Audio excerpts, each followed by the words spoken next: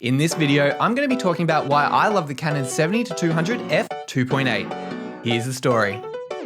The Canon 70-200mm f2.8 IS Mark II is one of my favourite lenses. It has a maximum aperture of 2.8, a 77mm filter thread, image stabilization, and an amazing image. This lens is built like a tank as well, weighing 1.5 kilograms or 3.3 pounds. That might put some people off, but for my needs, it's a manageable weight. What I love about this lens is it is so versatile. Some of the projects that I do covers events, and getting shots of people at events can sometimes be a bit of a daunting task. People typically feel a little bit uneasy when they see someone with a camera pointing at them. Having the Canon 70-200 allows you to remove yourself from people's physical space and be able to capture shots without being seen, which does sound a little bit creepy, but believe me, that's not the intention. Having that 70-200mm reach is incredibly useful.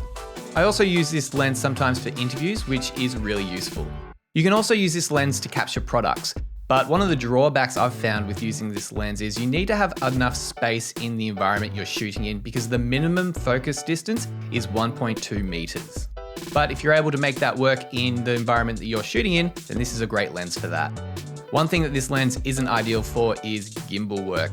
Now, that's not to say that you can't do it, but that's probably not something that I would use this lens for. The 70-200 is a telephoto lens, so that doesn't really meet the criteria for gimbal work in my opinion. But if you want to give it a go nuts.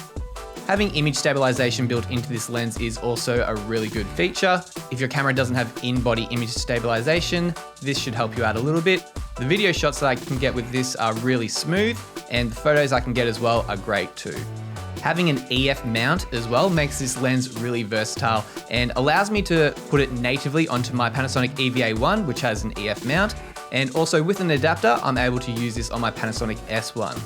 I have two adapters that allow me to use EF lenses on my Panasonic S1. They're the Sigma MC21 and the Photodiox ND Throttle Fusion. Having the 70-200 in your camera bag is a must in my opinion. If you don't already own a 70-200mm lens, my recommendation is that you do invest into one of them. This Canon lens isn't necessarily cheap, but if you're happy to pick it up secondhand, you can find a deal on Facebook Marketplace or even eBay. And if you find that the Canon lens is too expensive, there are cheaper alternatives like Tamron and Sigma. But if you do shoot with a 70-200mm lens, let me know what you film and what brand and model you have. And that will do it for this video. Hopefully you found this video helpful, and if you did, please give it a like. And if you haven't already, please consider subscribing to this channel for more videos on content creation in the future.